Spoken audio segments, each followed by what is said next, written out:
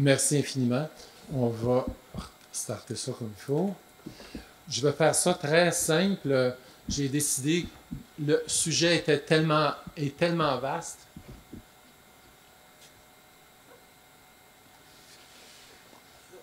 Il faut que je descende avec le micro. Avec l'âge, ça arrive, mais pas si instantanément quand même. Alors, le sujet était tellement vaste. Alors, dans un esprit très pratico-pratique, j'ai décidé de vous parler de deux techniques de construction, deux matières qui m'animent particulièrement en ce moment, c'est-à-dire le béton de chanvre et les murs éco-blocs, dont on a un échantillon ici, tout simplement parce que c'est là-dedans que je patauge le plus en ce moment. Et puis bon, ben, s'il y a des questions, ça va me faire plaisir. Puis on travaille vraiment, Maryse a évoqué le chanvre tantôt. Je vais commencer avec ça. Des murs préfabriqués en béton de chanvre. J'ai, pas dans ma petite poche, là, mais j'ai dans ma voiture un échantillon de béton de chanvre que je vais rentrer dans le bâtiment tantôt. Alors après dîner, vous pourrez voir de quoi il retourne si vous voulez voir le poids. Pourquoi, c'est ce qu'on va voir dans quelques instants, pourquoi la préfabrication, on pourrait en parler longuement aussi, mais ça a vraiment son avantage. Ce qu'on a à vous parler ici de Wallop, c'est une usine de murs préfabriqués, pas au sens de on vend des modèles tout faits, mais dans le sens de ce que vous avez à faire comme bâtiment, on l'assemble d'abord ou en partie, en tout cas en usine, pour arriver à avoir un bâtiment qui soit au sec le plus rapidement possible. Là, on voit le bois et le béton de chanvre. Alors, on est dans des matériaux qui se remplacent, hormis la chaux. J'ai vérifié avant, on parle de quelles réserves de chaux dans le monde en ce moment, où sont les mines, les puits de chaux. Il y en a des kilomètres et des kilomètres dont les parties qui ont été prises nous donnent à penser que c'est pour des centaines d'années encore. Donc, c'est plus intéressant et on stocke du carbone aussi à travers cette technique-là. La chaux et le chanvre réagissant ensemble d'une façon, pas pour faire un béton comme on parlerait d'un béton armé, d'une autre sorte, mais là, on se trouve avec un matériau qui peut constituer un mur de l'intérieur jusqu'à l'extérieur. Et ça, là, c'est intéressant par rapport... J'ai travaillé beaucoup sur la mise en valeur du bois en architecture au Québec. Sur de très nombreuses années, j'ai participé à de nombreuses missions techniques dans le monde. Malheureusement, dans le monde de l'architecture tel qu'on le conçoit, tel qu'on l'a en ce moment, il y a beaucoup d'enseignements d'architecture qui, au niveau de l'utilisation du bois, sont consternants, c'est-à-dire d'avoir encore du bois exposé aux intempéries de la mauvaise façon et qui fait que les bâtiments n'ont pas la durée de vie utile qu'ils devraient avoir. Alors, puis un autre aspect intéressant avec le béton de chanvre aussi, c'est qu'on peut avoir un mur monomatériau qui n'a pas 10 couches. Puis c'est ce que je reprochais à l'époque, en tout cas, avec la promotion du bois, où on disait 95% des résidences au Québec sont faites en bois. OK, ils sont faits en bois, mais il y a du polystyrène, du polyéthylène, de la laine de verre, du vinyle. Vous avez un compendium d'une dizaine de matériaux dans le mur. Ça n'a pas de bon sens. Ce n'est pas qu'une anecdote. Ma belle famille est impliquée dans le domaine du recyclage depuis 60-70 ans maintenant. Et mon beau-père me disait à l'époque, donne-moi un bungalow de 1900, donne-moi une maison de 1910, je la recycle de la cave au grenier, le bois, le métal, la pierre. Donne-moi un bungalow 1974, je l'envoie à la poubelle direct. Parce que séparer le vinyle, le bref, la fin de vie utile de ces bâtiments-là est affligeante, ce qui n'est pas le cas avec le béton de chanvre puis les murs préfabriqués de béton de chanvre. Je voulais savoir de quoi je parle, je suis allé en France l'été dernier, j'ai voulu voir de quoi ils retournent, comment sont constitués les murs Wallop, et j'ai été vraiment impressionné. Pourquoi l'intérêt du chanvre? Pour ceux qui ne le savent pas, puis on ne le dit pas trop, d'ailleurs, dans le dernier numéro d'actualité,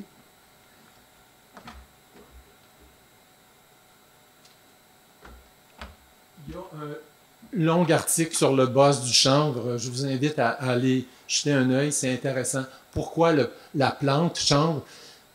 j'ai des prairies où j'habite en campagne.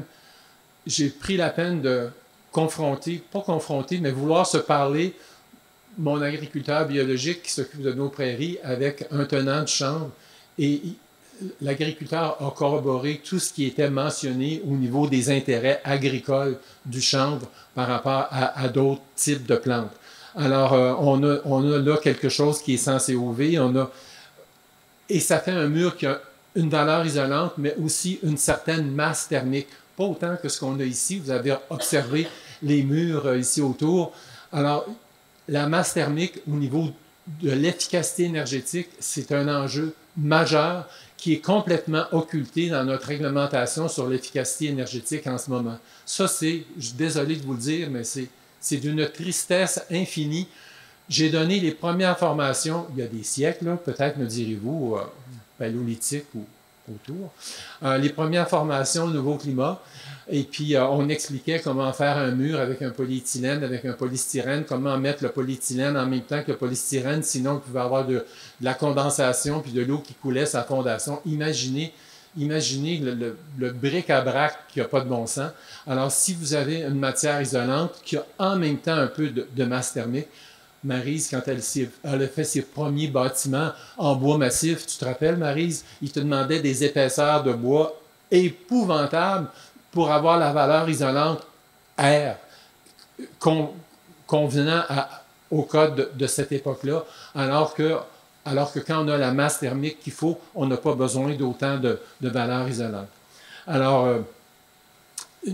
vous prenez le temps d'aller voir je pourrais en parler pendant très longuement de ça, mais tout ce qui est le déphasage, l'affaiblissement, la résistance au feu, parce que dans les murs préfabriqués avec le béton de chanvre, il y a quand même des poteaux de bois à l'intérieur, il y a une ossature de bois, et le béton de chanvre protège cette ossature de bois d'une façon intéressante, tout en gardant un mur qui soit perspirant, tout en ayant une possibilité que l'humidité sorte. Sur des projets qu'on a en cours, pas avec moi comme architecte, mais avec d'autres architectes, là, l'enjeu qui se passe, c'est, oui, mais le pare-vapeur, où on va mettre le pare-vapeur? Pourquoi on va mettre le pare-vapeur? Bien, le matériau ne requiert pas de pare-vapeur à l'intérieur, que ce soit dans un pays scandinave, en Guadeloupe ou n'importe où c'est fait dans le monde, le matériau ne requiert pas de pare-vapeur. Mais là, le code demande un pare-vapeur et c'est moi, architecte, qui va mettre mon sceau sur la responsabilité. C'est une non-innovation affligeante, il n'y a pas d'autre mot. On a un matériau là qui peut diffuser, qui ne requiert pas de pare-vapeur, surtout pas de pare-vapeur de plastique. Et dans une visio qu'on avait à ce sujet-là, il y avait l'architecte concepteur Philippe Lamarque de l'usine Wallop en France. On avait quelqu'un qui dit, s'il manque de valeur isolante, on mettra un polystyrène à l'extérieur. Il fallait entendre... et Philippe Lamarque et moi-même me grimacer comme ça se peut pas parce que c'est la dernière chose à faire. Alors, il y a des murs faits en béton de chanvre avec préfabrication, avec des poteaux de bois. Puis dans d'autres cas, les murs préfabriqués vont servir à habiller une ossature qui soit faite en autre chose, que ce soit en béton, en acier. Alors, vous voyez, dans l'usine, c'est des ossatures de bois comme on les connaît, qui sont remplies de béton de chanvre. Alors, vous avez ici la chaîne de production avec les murs qui arrivent à l'horizontale. Dans ce cas-là, il y avait des formes arrondies parce que c'est ce que requérait l'architecte du projet. Alors, j'insiste, ce n'est pas préfabriqué. Vous prenez le modèle 1, 2, 3, 4, 5. C'est préfabriqué au sens que c'est fait hors site, mais c'est selon les spécifications qui ont été faites au départ. Alors, vous avez ici, les Français appellent ça un écorché. Nous autres, un écorché, c'est un mot qu'on n'aime pas tellement, là.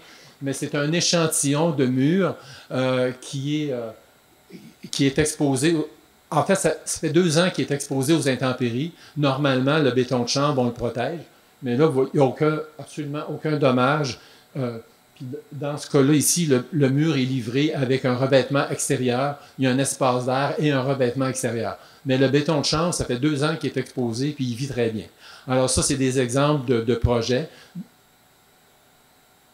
Il y en a un que j'appelle le projet à tablette. Là. Moi, c'est pas ma préférence parce que à chaque fois qu'on a des tablettes à quelque part, on risque d'avoir une accumulation de neige mouillante, d'eau, d'autres. Mais non, mais ça se dit ça, mais projet à tablette. Là, si j'avais un tableau, je vous parlerais de la forme qui est ici. Je ne vous parle pas de la communauté des religieuses de la congrégation Notre-Dame, là. Je vous parle de la forme qu'on voit partout en ce moment, et avec de l'eau qui ruisselle le long des murs. En tout cas, éditorial numéro 2. Alors, des projets, ils peuvent se faire. Et l'autre chose intéressante avec le béton de chanvre, en passant, pour ceux qui ne le savent pas, là, il y a des millions et des millions de voitures en Europe qui roulent avec des tableaux de bord, avec des tableaux de bord faits en chanvre. On ne le dit pas trop parce qu'il y a tellement de blagues autour du chanvre. On va fumer le tableau de bord, on va fumer notre voiture. Ben non, c'est pas ça. Parce que ça a son intérêt. Alors, vous en voyez une maison ici sur la droite là, avec pas de corniche. Je comprends que le pas de corniche, c'est moderne. Je comprends que c'est in. Je comprends que le pas de corniche blanc et noir, c'est encore plus moderne, c'est encore plus in. Mais ça ne marche pas. Alors, vous avez le projet tablette en plus gros. Alors, les intérêts du chanvre au niveau agronomique, ça va. J'aurais pas le temps de passer dans le détail, mais allez voir la présentation, ça vaut la peine. Après ça, comment on stocke le carbone, les avantages de ça, la fin de vie, parce qu'il n'y a pas de déchets de construction là-dedans qui ne sont pas recyclés, parce que le béton de chanvre peut être rebroyé et remélangé au système. Le système est démontable et réemployable. C'est des choses intéressantes, importantes. Puis au niveau des coûts, on est au rendez-vous avec les coûts, ça c'est certain. Les avantages socio-économiques, encore une fois, les usines de murs préfables en béton de chanvre, on essaie de les faire quand même pas trop loin des marchés. Demain, normalement, vous devrez avoir quelqu'un de la filière chanvre qui va être présent ici, où vous pourrez jaser avec, parce que c'est toute une filière qu'on est en train d'installer, y compris en agriculture. Parce que la plante, là, il n'y a pas juste le béton de chanvre qu'on fait avec la plante, il y a des huiles, il y a plein d'usages. Parce que ce qu'on utilise dans le béton de chanvre, c'est la chaîne vote, c'est comme la grosse écorce du béton de chanvre. Alors, on est à travailler pour qu'il y ait une filière agricole qui est utile pour le sol, utile pour l'économie locale aussi. Alors, ce qui va m'amener donc au point suivant, la compagnie québécoise Isobloc. On a Éric qui est ici, qui peut vous... Éric, peux-tu nous montrer le bloc que tu as apporté? Parce que ça existe depuis sûrement une vingtaine d'années, 40 ans. Puis 2 galettes de béton retenues par du polystyrène. Voyons, ça n'a pas d'allure. Puis je ne suis pas le seul architecte à dire que ça n'a pas d'allure comme système, là. Comment est-ce qu'un mur peut se tenir retenu par du polystyrène? Alors, ça fait que ça fait, 40 ans que ça existe. Et il y a quelques temps, l'année dernière ou à peu près, quand Éric a commencé, parce que c'est une acquisition d'entreprise. C'est pas lui qui l'a démarré. Il l'aurait démarré quand il était au berceau. C'est ça que tu veux dire, du berceau au berceau? Non. Excusez, elle était facile. On va aller voir. Moi, le retour d'expérience, comme disent les Français, là, c'est une chose que je trouve fondamentale. Avant que j'ai encore un petit peu de temps. Avant que je l'oublie, au niveau des projets en général, si vous avez le temps d'aller voir sur le site Internet du gouvernement du Québec la politique d'architecture et d'aménagement du territoire, vous avez une belle matière là, dans n'importe quel projet que vous feriez. C'est intéressant. Je vais ressortir le document, ce ne sera pas long. Compagnie québécoise, donc Isobloc. Alors, ça n'a pas d'allure. Du styrofoam qui tient la bâtisse, puis qui tient les 2 galettes de béton en même temps. Là, je ne sais pas dans quel contexte qu'on s'est parlé, je ne m'en rappelle pas. On va aller voir ça. Là, y a-t-il des bâtisses, retour d'expérience, y a-t-il des bâtiments qui sont faits avec ça depuis plusieurs années? Ceux qu'on est allé voir dataient d'une vingtaine d'années. Bon, je disais, embraye, on va aller voir ça, qu'est-ce que ça a l'air, les bâtiments après 20 ans. Je n'ai pas dit ça de même, parce que j'essaye d'être bien élevé en général, mais des fois, je m'échappe. Alors, là, ici, on a des bâtiments industriels. Il y a plusieurs photos qui concernent les bâtiments industriels. Donc, un enjeu important par rapport à la limitation de ce genre de projet-là, c'est que ça prend un maçon pour les poser. C'est pas collé, puis c'est assez pesant. Alors, dans dans ta camionnette, si tu vas aller en chercher chez Rona, tu n'iras pas en chercher 3 palettes en même temps, là, hein, parce que ton véhicule va écraser, c'est clair. Alors, c'est un enjeu, ça prend un maçon pour les assembler. Puis dans notre culture québécoise, je suis un petit-fils de maçon.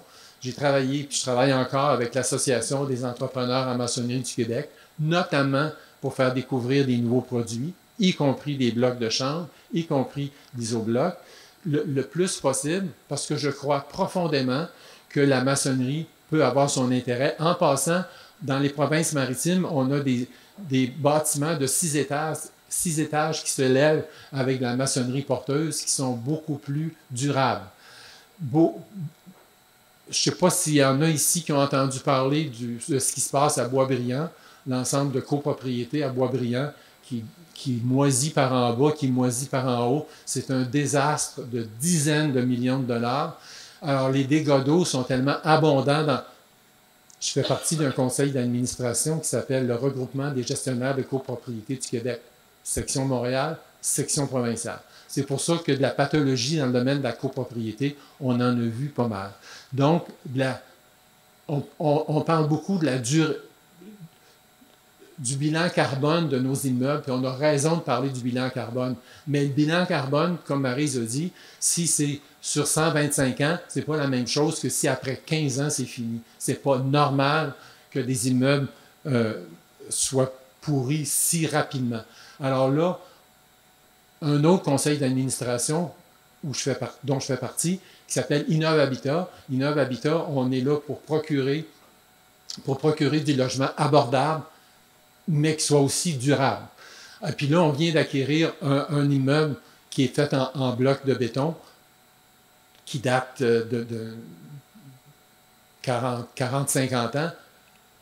On a changé les fenêtres, c'est tout ce qu'il y avait à faire. La durabilité, c'est un aspect important. La coupure des ponts thermiques, c'est un autre aspect important. Et puis la valeur isolante, R25, ça c'est la valeur de l'isolant, mais je me permets de dire que la performance du mur, isolant plus masse thermique, on est encore plus au rendez-vous en termes de confort. Une madame ici qui m'a gentiment parlé de mes éditoriaux parce que je le dénonce, je le fais, puis je vais le faire encore, dénoncer la non-performance des boîtes de verre. Et là, on fait des nouvelles écoles, c'est des boîtes de verre. La CCQ ici, sur le boulevard Crémazie, ça ne peut pas être plus éloquent que ça. Vous avez une façade en verre, franc ouest ou à peu près. Vous vérifierez en passant, les stores sont fermés à peu près à l'année. C'est affligeant de non-confort. Pourquoi? Parce qu'on chauffe 2 fois plus pour compenser le froid du mur. Alors ici, j'ai de la masse thermique puis j'ai de l'isolant. C'est pas un isolant biosourcé qui est là-dedans. Ça, c'est la limite qu'on a. Mais au final, comme les polystyrènes est encore fait avec les restants de pétrole, ben, tant qu'il va y avoir du pétrole, puis ça a bien l'air qu'il va en avoir encore une petite secousse, ça ne veut pas dire qu'on ne peut pas le faire avec un biosourcé éventuellement, mais ça serait l'objet. Mais là, en ce moment, le gouvernement du Québec, comment ça s'appelle? Voyons, l'Agence de l'efficacité et de l'innovation du Québec sont encore à nous demander des murs avec des performances isolantes faites avec n'importe quoi pour des mauvaises raisons, à mon avis, alors qu'on pourrait éventuellement, mais tel qu'il est là, on a un matériau, puis ça a été en tout cas, ça a été mon bonheur d'aller voir un projet, au moins un, fait depuis une vingtaine d'années. On est avec le producteur agricole, c'est un grand garage, un grand hangar à machinerie. Et en passant, le béton qui est là est tout à fait correct, il est tout à fait... Mais si à l'intérieur, vous mettez une couleur plus pâle, plus lumineuse, ben, au niveau éclairage, vous êtes en voiture. Là, le producteur agricole nous parle de comment il avait été content de son bâtiment, comment ceci, comment cela. Et puis, ça a performé au bout, il n'y avait pas de dommages, d'infiltration d'eau, il n'y en avait pas. Il était super de bonne humeur. On est sur le point de partir. On se rappelle, on est sur le point de partir. Aimeriez-vous ça avoir un autre bâtiment de même? Ah, ben oui. On traverse la rue, ben, venez voir chez nous. Là, il avait agrandi sa maison, il avait agrandi sa maison avec cette technique-là. Vraiment très intéressant, impeccable. Alors, les coins ont fait l'objet d'amélioration aussi. Alors, vous voyez comment l'assemblage est fait du bloc. Et le bloc peut même être porteur, je ne me trompe pas, en tout cas pour un étage, 2 étages. Donc, ça fait que si vous avez des planchers de bois, comme la photo le montre, si vous avez des planchers de bois à faire, vous avez des poutrelles ajourées qui vous permettent de passer une certaine ventilation mécanique dans le mur. Et puis, on voit qu'on a des colombages au mur qui nous permettent de passer la filerie électrique si on veut. Alors, on a là quelque chose qui donne et du confort et de la performance énergétique et une certaine résilience. Si vous avez besoin d'air climatisé, vous allez en prendre 2 fois moins. L'air climatisé dans le domaine résidentiel a multiplié par 4 ces 10 dernières années parce qu'il y a énormément de constructions résidentielles qui sont faites avec de la démesure du vitrage qui nécessite beaucoup de climatisation et forcément beaucoup plus de chauffage. Alors, je ne vous dis pas de ne pas mettre de fenêtres, qu'on se comprenne bien. On en met des fenêtres pareilles, c'est important, mais on est-tu obligé d'en mettre du plancher jusqu'au plafond, comme on voit encore les nouveaux immeubles à bureaux qui se sont construits ici au centre-ville, c'est effrayant. Alors, il y a des façons de faire les blocs linteaux aussi là-dedans. La grande différence, c'est que mon oncle bricole, ça prend une certaine adresse. Je vous cache pas que avec l'Association des entrepreneurs en maçonnerie, avec Adrien Sparling, qui est l'ingénieur que vous connaissez peut-être, qui est un ingénieur qui est capable d'assister les architectes en maçonnerie porteuse. On s'est amusé, depuis 2 ans, on donne des formations dans des écoles des métiers où on a à la fois des architectes, à la fois des ingénieurs. Et pourquoi on donne ces formations-là? Bien, c'est pour d'abord que les 2 professions se rencontrent, parce que mon expérience comme architecte, quand on a besoin d'un ingénieur pour nous assister en maçonnerie porteuse, c'était un désastre. C'était vraiment, il y a assez peu d'ingénieurs qui sont habitués de travailler avec la maçonnerie porteuse. Et dans un endroit où on avait un élément de charpente à remplacer, ils voulaient nous mettre une colonne de 18 pouces par 18 pouces en béton armé, alors qu'avant, le mur tenait avec du terracotta et de la brique. Mais ça ne marche pas, là. Ça n'a pas de bon sens, c'est vraiment trop. Bon, il y a des couleurs, il y a des textures, on a chacun nos préférences par rapport à ça. Alors, on a des coins, comme vous voyez, ça a été assez bien étudié, ça fit, le polystyrène, il fonctionne très, très bien. L'étanchéité à l'air fonctionne aussi, c'est important. Alors, en tout cas, je pense que ça vaut la peine d'en parler parce qu'on améliore des choses et puis surtout, à mon sens en tout cas, il faut donner l'expérience aux gens de ce qu'est un bâtiment avec de la masse thermique et non pas juste un bâtiment. Ce qui a été très à la mode, je peux vous le dire, j'ai été plus de 20 ans à l'Ordre des architectes au conseil d'administration, donc 4 mandats à la présidence de l'Ordre. Je ne vous parle pas de ma seule expérience. Dans mon bureau, j'ai fait des projets, là, on a fait de la pathologie de bâtiment, puis des expertises de condos. Les condos les plus écologiques que vous avez jamais vus sur la planète, là, ça a été les plus désastreux que je pouvais voir. Les capteurs solaires étaient raccordés, la tête en bas, la membrane elle brûlait sous les tisons de bois. Tout pourrissait. Écoutez, on a trouvé dans des plafonds des plats à vaisselle en plastique qui ramassaient l'eau, des fuites d'eau. Il n'y a rien qu'on n'a pas vu. Dans la pathologie de bâtiment, là, je peux vous dire qu'on en a vu pas mal. Alors, la sobriété, la simplicité, c'est une chose qui m'a convaincu, dont je suis convaincu, c'est bien ça. Alors ici, on a une surface éclatée. On a tout le réseau de drainage qu'on peut avoir dans le polystyrène, où c'est nécessaire. Alors, il y a quand même des joints d'expansion à faire. La finition intérieure, extérieure peut prendre plusieurs couleurs, plusieurs aspects. Puis le drainage de l'eau fonctionne aussi. Puis encore une fois, je ne vous le dis pas sur la foi d'une seule conception. je vous dis sur la foi d'un retour d'expérience positif, et ça, j'insisterai jamais assez là-dessus. C'est très, très, très important. Alors, il y a des points d'homologation libre. Je vais passer vite là-dessus parce que c'est vraiment pas ma tasse de thé, ni mon intérêt premier. Mais ça serait un autre chapitre que je pourrais ouvrir si ça vous tente, un autre tantôt. Alors, le code d'efficacité, on est là. On n'a pas de pont thermique, ça c'est important. On peut faire des ouvertures en passant. À chaque fois qu'on a, puis que ce soit en bois, on fait des murs qui diffusent chez nous depuis 30 ans avec des matériaux bois, laine de roche, des murs, pas de plastique.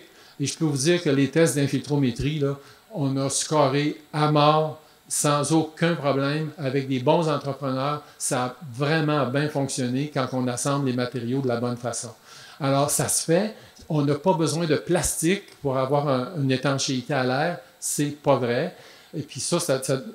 Alors, ce que je voulais mentionner, surtout par rapport aux ouvertures. Quand on a des murs, que ce soit des murs en bois, des murs en béton, des murs en n'importe quoi, quand on a des murs qui sont plus épais, pensez à ne pas avoir des fenêtres trop petites non plus. Le rapport entre la largeur de la fenêtre et l'épaisseur du mur, c'est important. Sinon, on a des effets de meurtrière. Et si tu n'es pas direct devant la fenêtre, tu vois juste le côté du mur. Alors, on le voit un peu ici, c'est limite, mais ça fonctionne. J'ai pu, lors d'une visite que Eric a faite à Warwick la semaine dernière, on a tourné une capsule avec, concernant le clocher d'église de Warwick, qui a dû être juste la flèche faisait 75 pieds. Ça, c'est plus de 7 étages. Là. Alors, il y avait du travail à faire et ça m'a donné l'occasion d'expliquer à Eric un peu une intervention scolaire qu'on a faite il y a 40 ans et qui est tellement efficace en rapport avec la masse thermique, en rapport avec la juste proportion des fenêtres, qui a été tellement efficace que ça a fait école et après, le centre de service scolaire demandait et à nous et aux autres architectes de son réseau, bien, faites la juste proportion des fenêtres, tout le monde va s'en porter mieux. Alors, les ouvertures, on le voit ici, on est mieux d'avoir une ouverture un peu plus large pour avoir une belle proportion entre l'épaisseur du mur et la largeur de l'ouverture. Alors ici, vous voyez des bâtiments plus commerciaux, mais encore une fois, des bâtiments pas de sous-sol. Parenthèse, sur les bâtiments pas de sous-sol, j'en ai fait plusieurs, dont un qui a passé au téléjournal de Radio-Canada parce que c'était le seul qui n'avait pas été inondé dans les inondations du Richelieu. Des fois, on ne score pas, mais des fois, on score. Je ne vois pas l'heure comme il faut. Quelle heure est-il? Ça me prend un autre gardien du temps, là. Ah, 13, j'ai encore 2 minutes. Hein, c'est bon. Alors, quand on a des bâtiments pas de sous-sol, pensez quand même si on veut ménager le plus possible, de ne pas faire trop de remblais, pensez à ce que le rez-de-chaussée doit quand même être un peu plus élevé que le sol environnant. Des fois, pour économiser, les gens font le bâtiment pas de sous-sol trop près du sol environnant, et là, il n'y a pas le dégouttement d'eau qu'il faut. Alors ici, on a une photo avec une partie en bloc, une partie en bois. À mon avis, il y a beaucoup trop de bois exposé sur ce projet-là, mais ça, c'est un autre de bois de charpente exposé. Je me permets mon 3e éditorial, là, mais dans le métier, quand j'ai commencé à faire à part que les taux d'intérêt étaient à 21 %, quand j'ai commencé, un de nos premiers mandats, ça a été de remplacer les colonnes d'une école des années 60 qui était très, très belle, avec des belles colonnes de bois extérieures sur 3 étages. Puis nous autres, il fallait remplacer les colonnes parce qu'elles étaient pourries haut de même en bas. Alors, ça se fait, on l'a fait, mais le bois, le squelette, j'aime bien qu'on le protège, notre squelette. Moi, je ne me promène pas le squelette à l'air, là. J'ai une petite peau par-dessus. Alors, vous voyez, à la finition intérieure, on peut faire vraiment des choses très intéressantes dès qu'on parle de couleur, dès qu'on parle de fini. Puis, le lien avec la première présentation sur le béton de chambre, c'est qu'on peut avoir des enduits à la chaux faits là-dessus qui vont être pas texturés, mais qui vont être très, très lisses, qui vont être perspirants et qui vont être très intéressants. Là, on travaille fort pour s'en reparler de ça, Diane. On travaille très, très fort parce qu'il y a un projet qui n'est pas un projet que je fais personnellement, là, mais dans le bureau qui est cher à mon cœur. Et puis, c'est un projet avec pas des blocs, isoblocs, puis on peut mettre un fini à la chaux qui va être très lisse, pas un fini texturé. Mais le problème qu'on rencontre au Québec avec les finis à la chaux, c'est qu'on est dans une période post-acrylique. Hein? On se rappelle, les architectes là, dans la salle, là, on a vécu les revêtements acryliques qui a été une horreur consommée. Là. Ça ne performait pas du tout, du tout. Alors, quand on parle d'un revêtement qui, visuellement, y ressemble, les gens disent « Oh non, pas encore l'acrylique ». Mais c'est pas l'acrylique, c'est des revêtements à la chaux. Alors, ici, on a des planchers hydrauliques. C'est très... Alors, c'est drôle parce que avec Isobloc, je me retrouve il y a 20 ans, quand on parlait de la promotion du bois, on disait à l'époque, les petits bâtiments comme celui-ci, comme Tim Hortons, à une époque où Subway, ces petits bâtiments étaient faits avec des ossatures d'acier, des grosses ossatures d'acier, comme si on faisait 15 étages par-dessus. Alors que maintenant, c'est ce qu'on évoquait l'autre fois, on a des petits bâtiments comme ça, on a vraiment intérêt à les faire avec un matériau qui soit bien isolé, qui soit porteur, qui soit incombustible. On ne s'inquiétera pas de la putréfaction, on ne s'inquiétera pas des infiltrations d'eau, pas jamais comme on a eu à une certaine époque avec le bois. Puis encore une fois, je ne suis pas contre le bois, mais absolument pas contre, mais utiliser de la bonne façon. Et franchement, les préceptes, j'ai donné 2 cours à la maîtrise sur le bois, sur la conception en bois pour l'Université du Québec à Chicoutimi. Et les préceptes qui sont enseignés, puis là, j'avais un matériel photo, j'en ai photographié plein de projets récents avec des belles charpentes. M'as-tu vu la belle charpente en bois? M'as-tu vu toute la belle affaire locale? Puis, écoute, il y en a là-dedans, là, ça n'a pas 3 ans, c'était endommagé au max. J'ai fait partie du jury aussi, fait que Subway, même chose, un isobloc qui peut se faire très bien. C'est pas une question de style de bâtiment, c'est une question de petit bâtiment. Celui-là aurait eu intérêt à peinturer en dedans, parce que il était plus foncé en dedans. Alors, selon les couleurs qu'on peut installer, voilà. Alors, là, ici, ce qu'on voulait illustrer, c'est que, évidemment, par rapport aux murs préfables, métal et polyisocyanurate, ben, on a quelque chose de plus intéressant qui se détériore moins. Alors, ça peut rester intéressant pour certaines techniques, mais pas partout. Alors, c'est ce qu'on voulait vous partager très rapidement. Ici, c'est un garage. Vous voyez qu'il y a quand même de larges ouvertures dedans. Ça peut se faire, ça peut être plus durable. Puis là, ici, vous voyez, on a quand même de longues poutrelles de bois qui s'installent là-dessus. Alors, c'est un autre garage, je ne sais pas si c'est une caserne ou quoi, mais ici, ben, on a isolé le bas de mur qui n'est pas recouvert encore. Alors, la finition qu'on a à l'intérieur est certainement peinture et pâle, ça va être encore mieux. Mais bon, c'est un début. Et puis, comme d'autres matériaux, aujourd'hui, les maçons sont habitués de travailler assez facilement en beaucoup de saisons. Alors, ça fait très industriel comme chantier, mais ça peut s'appliquer pour des maisons aussi. Alors, sans problème, surtout avec l'aspect porteur dont on a parlé tantôt. Tadam, tadam, tadam, mon temps est fini. Là, le gars, il ne peut pas se lever pour venir me pousser. Il n'est pas là. Ça va être Diane qui va venir faire la job. Oui, ben, tu as terminé? Oui, c'est fini. Bravo, merci beaucoup. Merci, Diane. Merci beaucoup, André. Est-ce qu'on a des questions pour André et Maryse? Maryse, tu viens en avant? Oui. Je vous passe le micro. On n'en a pas tant besoin pour s'entendre, mais pour la rediffusion, ça va être intéressant de pouvoir entendre des questions. Le béton de chanvre, est-ce que c'est quelque chose que je peux fabriquer moi-même, ça? Je ne crois pas. Je ne crois pas. Okay. Le dosage, la bonne chaux, d'avoir les bons dosages de chaux, puis la bonne sorte de chaux, ça ne s'est pas fait en criambine à un point tel que ce qu'on veut démarrer, là, on va être sous licence assurément à cause, ça a été l'objet il y a eu du farinage, il y a eu des techniques qui ont, mais ça, les gens Alors, Planète Chanvre pourrait vous en parler. Je peux pas mélanger, acheter les matériaux puis mélanger ça moi-même. Je ne crois pas. Okay, mais j'ai eu le plaisir d'initier le rendez-vous des écomatériaux. Ça va faire 10 ans l'année prochaine à Val-des-Sources. Imaginez, il y a un professionnel de Toulouse qui a été tellement impressionné par tout ce qu'on a parlé sur le chanvre. Il a vendu sa business de consultant à Toulouse pour partir une business de chanvre projeté. Et il me demandait d'aller parler à sa gang de ce que c'était le chanvre projeté. Alors, c'est le fun. Je m'ai tordu un bras, mais je suis allé.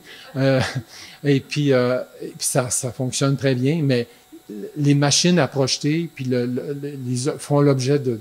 C'est assez touché. Dans l'usine que je vous ai montrée tantôt, Wallop, c'est pré-calibré. C'est très calibré. Si je peux me permettre rapidement, typiquement le béton de chanvre, historiquement au Québec, ça fait quand même une vingtaine d'années que quelques bâtiments qui se sont construits. C'était surtout des autoconstructions, donc c'est possible d'acheter le chanvre, la chevenote, et vraiment, il faut se faire conseiller par un artisan pour bien respecter les quantités. Donc historiquement, on le faisait sur place en se faisant un formwork, là, vraiment un coffrage.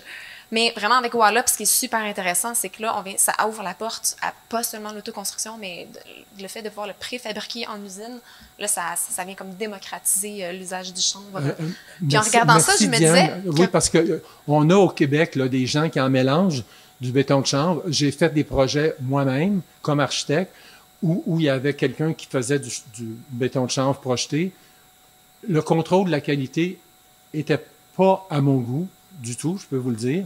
Mais il y a des jeunes, là, en ce moment, plus jeunes que moi, ça, ce qui n'est pas dur à trouver, là, mais qui font des mélanges, qui sont en train de mettre sur pied des panneaux. Il se passe de quoi en ce moment au Québec?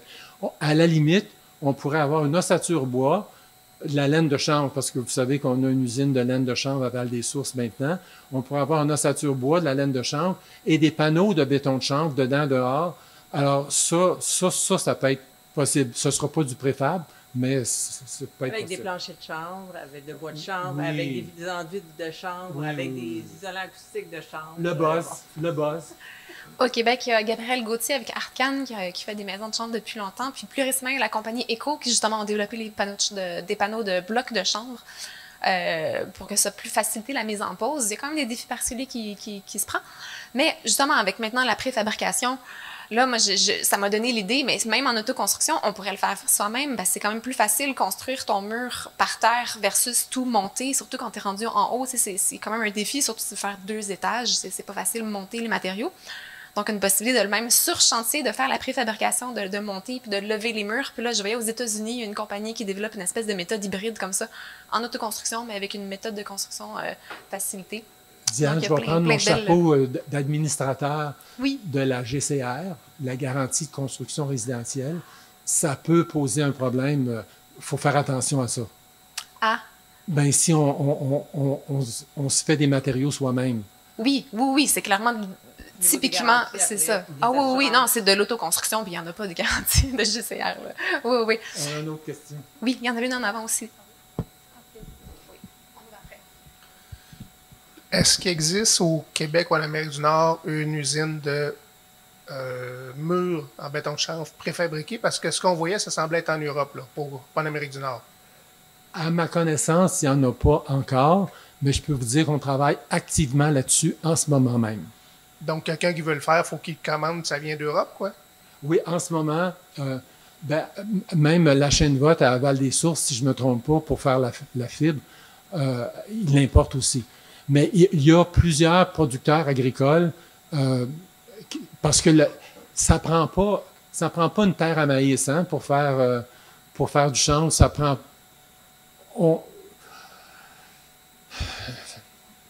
Je vous dirais que même les producteurs de maïs en ce moment cherchent des débouchés pour savoir qu'est-ce qu'on fait avec les cotons de maïs. Alors, je ne vous dis pas qu'on va faire du béton de maïs demain matin, là, mais bref, on travaille là-dessus très fortement en ce moment. Je suis très impliqué. Okay. Et le ratio du prix semblerait à quoi, admettons, une ossature de bois standard 2/6, admettons, à 16 versus un mur préfabriqué en béton de chanvre? C'est parce qu'il y a des projets pilotes qui sont en cours de préparation où je ne suis pas l'architecte, parce que je ne peux pas être partout. Puis il y a des bons architectes qui sont sur ces projets-là. puis les murs préfab vont être importés à ce moment-là. Puis au niveau des coûts, il y a des surcoûts, mais qui ne sont pas sur l'ensemble du bâtiment, qui ne sont pas si significatifs. Ce qu'il faut penser, là, c'est que sur un projet donné, mettons qu'on a un projet de la grandeur de la salle ici, de la grandeur de la salle, les murs préfab vont représenter quel pourcentage. Puis ça vaut pour isobloc aussi. Vous feriez les murs en isobloc, ça peut représenter sur l'ensemble du bâtiment un surcoût de 1 ou 2 %. C'est pas si majeur. Puis c'est là qu'il y a tout le temps, je l'ai vécu il y a 30 ans quand on a commencé à introduire la laine de roche à la place de la laine de fibre de verre, qui a plus de tonus, qui a plus de masse, etc. Puis là, à cette époque-là, il y a 25-30 ans, il y a un produit qui coûtait le double de l'autre. Mais c'est ça! Ma maison va coûter 2 fois plus cher. Ben non, parce que la laine représente dans ta maison une petite partie de la maison, puis c'était insignifiant par rapport. Ça coûte moins cher de chauffage après. Ben, de climatisation. Drette ça. Alors, c'est pour ça que sur le coût d'un item donné, il faut faire attention. Je vais me permettre un Xème éditorial, pas de moi, là, mais des architectes qui nous présentaient des projets en habitation sociale, qui faisaient dans l'Ouest canadien. Ils nous disaient, on les fait, puis là, il y a une conférence Passé-Vase qui s'en vient, là, je ne me rappelle pas où notre conférencier ce qui est arrivé, mais on a une conférence qui s'en vient Passé-Vase. Puis ce qu'ils disaient, c'est, on fait le bâtiment en logement social beaucoup plus efficace, mais nos ingénieurs en mécanique sur le projet, là, ceux qui nous fournissent les plans de conception mécanique, là, qui sont payés au pourcentage de la conception mécanique, eux autres, ils n'aimaient pas ça. Là. On faisait un bâtiment, je vais vous donner une comparaison. Là. Vous avez une chambre à coucher. Elle est tellement bien faite, elle est tellement efficace qu'un globe de 150 watts suffit pour la chauffer. OK? Mais quand vous avez mis un globe de 150 watts pour chauffer votre chambre à coucher, ça vaut-tu la peine de faire de la géothermie, puis de l'aérothermie, puis toutes sortes de bébelles pour ça? Ça vaut moins la peine. Excusez. J'ai une dernière question par rapport à l'isobloc. Je ne sais pas si je peux la aller poser. à ma question parce que je vais Oui, Oui. on vous garde. Mais là, ça fait juste. Oui, mais ça fait On a- 3 questions qui fait. On a le dîner après. On vous garde, inquiétez-vous pas. Ben oui, ben oui. Moi, je voudrais bien parler. Là, j'ai d'autres Bah, choses à faire mais ici. c'est- Là.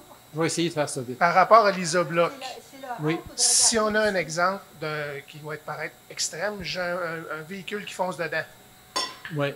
Est-ce que ça se répare aussi bien qu'une structure à claire-voie 2 par Je vais 6 à laisser 16 Eric pouces? répondre. Très bonne question. En fait, oui, c'est un des avantages du isobloc, ça se répare très facilement. Les maçons peuvent venir enlever le mortier autour, arracher une plaquette et la remettre. C'est arrivé cet été, il y a un camion, un 12 roues qui a reculé dans un immeuble. Ils ont brisé à peu près une 10-12 plaquettes, puis en bas de 1000 $, le mur était réparé. OK. Bon, Diane, on change de secteur. Oui, hey, quelle mauvaise idée payer les ingénieurs de conception mécanique en fonction de la grosseur du système. Eux doivent vraiment pas aimer. Allons-y. C'est moi qui me question. Oui, oui, oui, madame, je m'en viens vers vous, mais c'est intéressant de susciter la discussion S'il vous aussi. plaît, on voudrait finir l'horaire, puis moi, je voudrais bien poser ma question. Oui, oui, je veux également mentionner, pour répondre à monsieur, la compagnie Il s'agit Eco. pas de répondre, il s'agit- la Madame, réponse, on essaie d'avoir une discussion intéressante ici. OK, Je vous ai promis qu'on allait avoir votre question. Il est rendu midi 29. Ah, bah, Il est c'est- à midi 15. C'est 12h30, madame, la fin de la conférence. Bon, ben oui, mais je vous ai posé ma question. Il y en a Oui, pas. si. J'aurais déjà terminé mon propos si vous m'aviez laissé le tir. Donc, pour revenir sur votre dernière question par rapport au bloc de chanvre au Québec, la compagnie Eco, HECO, depuis 1 an, ils ont produit un produit en chanvre, des panneaux de chanvre préfabriqués. Donc, c'est vraiment une alternative au gyps, donc au niveau de la finition intérieure pour faciliter un peu l'insertion du bloc dans les projets de construction. Donc, c'est un produit intéressant à voir. Voulez-vous toujours poser votre question? S'il vous plaît. Oui. Ma question s'adresse à Madame Maryse Leduc. Oui. J'habite un duplex qui a été construit en 1958. Il y a eu des différentes rénovations dedans, dont je ne sais pas trop ce qu'il y a entre les murs, puis à différents endroits. J'ai un purificateur d'air avec filtre EPA. Pensez-vous que d'ici à ce qu'il y a des vérifications de fait, là, avec tout ce que vous dites, je sens le besoin de faire des vérifications là, pour en savoir où je vis, puis avec les matériaux, tout ça. Alors, pensez-vous, si j'utilise mon purificateur d'air EPA, ça va me protéger d'une certaine manière de tout ce qui se trouve peut-être entre les murs que je ne sais pas? Et que Ben, c'est comme un plaster, dans le fond, sur une blessure. Là. Oui, c'est sûr que ça va vous protéger, puis c'est important, parce que c'est votre l'air que vous respirez. C'est sûr que d'ouvrir les fenêtres, moi, je suis une tenante de la ventilation naturelle. On est tous les deux dans le même, tu sais, avant de mettre tous les ventilateurs, tu sais, les changeurs d'air, tout ça, on commence par ouvrir. Moi, j'appelle ça de l'air en canne. Oui, ben moi, je fait que de l'air en canne, en hiver, s'il n'y a pas de... Puis pourtant, en tout cas, on peut plus dire que on peut prendre quelque chose en canne versus frais, mais c'est la même chose, c'est de l'air en canne. C'est quand on peut ouvrir les fenêtres, même en hiver un peu, parce qu'on a les ions négatifs, les huiles essentielles des arbres, on a toute la panoplie dans l'air. Donc, la ventilation naturelle, mais ça prend quand même une ventilation parce que les bâtiments sont super isolés, super étanches aussi. Puis, un filtre EPA, c'est sûr que, on a vu avec tous les polluants qu'il y a dans l'air, ça peut il faut juste faire attention de bien nettoyer vos filtres, tout ça, parce que vous vous réinjectez sinon. Ben, j'ai un avertisseur. Et aussi, même quand on ouvre les fenêtres, il faut garder le chauffage toujours à la main pour éviter les moisissures. En fait, quand on dit ouvrir les fenêtres, là, c'est pas de dormir la nuit, la grande fenêtre ouverte. C'est juste de temps en temps, tu sais, de venir faire ce qu'on appelle l'effet de cheminée, changement d'air. Tu sais, des fois, juste 2 minutes, puis tu sais, avant de se coucher, pour moi, c'est un réflexe, tu sais, d'ouvrir des fenêtres avant de se coucher, faire un changement d'air, d'amener de l'air vivant. Parce que l'air, à force d'être en friction avec tout le métal, avec toutes les conduites, il est dévitalisé. Bon, c'est mieux que rien. C'est mieux que de pas avoir, tu sais, dans des bâtiments, on parle dans des bâtiments super étanches. Mais c'est juste d'ouvrir de temps en temps, de penser à ouvrir nos fenêtres. Tu sais, des gens qui vivent dans des maisons là, qui ouvrent jamais les fenêtres, tu sais, c'est tout artificiel. Fait que c'est juste de se reconnecter avec, tu sais, d'ouvrir de temps en temps. Mais c'est sûr qu'on laisse pas ça ouvert. Il faut faire attention. S'il fait moins 40 ou moins 30, ben, tu sais, 8 secondes, ça va être suffisant pour déjà amener un peu d'air frais. Là. On choisit notre moment. Mais on garde le chauffage. Il faut garder le chauffage pour pas qu'il y ait d'humidité qui se crée entre les murs ou est-ce que c'est... C'est un très beau sujet que vous avez là. C'est vraiment sur le savoir habiter. C'est majeur comme affaire. Je vous donne mon expérience de 15 ans en qualité d'air à la SCHL sur Madame O'Donnell tantôt qui en parlait des moisissures. Quelles sont les causes qui font créer ces mauvaises qualités d'air? Puis Maryse a tout à fait raison au niveau d'ouvrir les fenêtres. Mais ouvrir les fenêtres dans le triplex que j'avais sur la Rivio, puis ouvrir les fenêtres en campagne où j'habite, c'est pas pareil. Hein? On n'a pas la même sorte d'air à l'extérieur du tout. Juste pour ne pas qu'on soit perdu, après, on se voit... Oui, mais je parlais des moisissures, moi, là. Pour pas créer ma question, c'est il faut garder le chauffage en changeant l'air, en ouvrant la fenêtre, par exemple. Mais on garde le chauffage pour éviter que... Vous gardez votre chauffage. Mais vous ne laissez pas vos fenêtres ouvertes tout le temps. Vous faites c'est juste un changement d'air entre 2 directions pour que l'air circule et ça suffit. Mais là, on touche les habitudes de vie. C'est précisément de ça que je veux vous parler. Parce que si vous avez dans votre logement 3 chambres, dont une que vous vous servez moins, vous avez baissé la température, vous avez ouvert la fenêtre, puis que vous avez des boîtes stockées le long des murs, fort probable qu'il va y avoir une croissance fongique qui va se faire entre les boîtes et le mur. Peut-être qu'un peu plus de chauffage, les boîtes décollées du mur, dans les sous-sols, c'est la même chose. Les sofas collés sur un mur extérieur qui est un peu froid au sous-sol, c'est sûr qu'entre les deux, je vais en ajouter, les gens de construction le savent. Vous avez un polystyrène qu'on colle sur un mur de fondation pour l'isoler.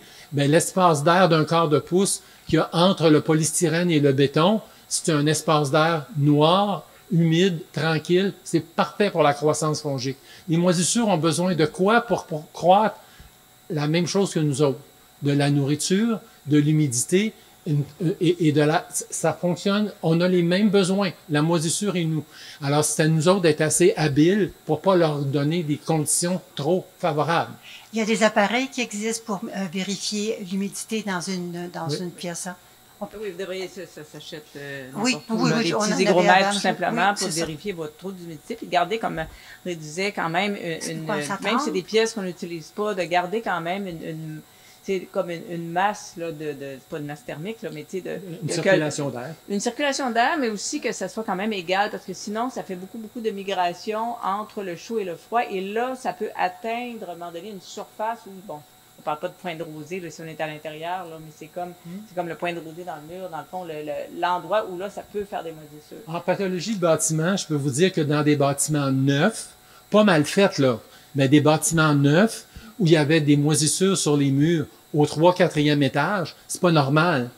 On a pu changer ça juste, c'était pas un sous-sol, là, 3e, 4e étage. On a pu changer ça juste en changeant les habitudes de vie, puis le chauffage était bien trop bas, puis les boîtes étaient bien trop collées sur les murs. On avait la condition parfaite. Là-dessus, pour pas qu'on se perde, on se voit